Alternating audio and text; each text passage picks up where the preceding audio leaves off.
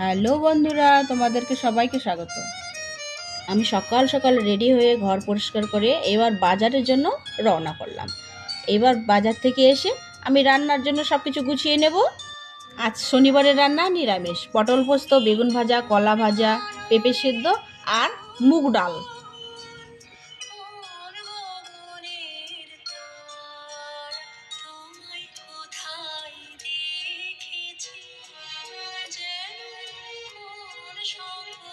লবণ হলুদ দিয়ে মাখিয়ে নিলাম, তারপর ডালটা ভেজে রেখেছি। তারপর তেলটা গরম করে আমি বেগুনটা তেলের মধ্যে দিয়ে ভালো করে ভেজে নেব।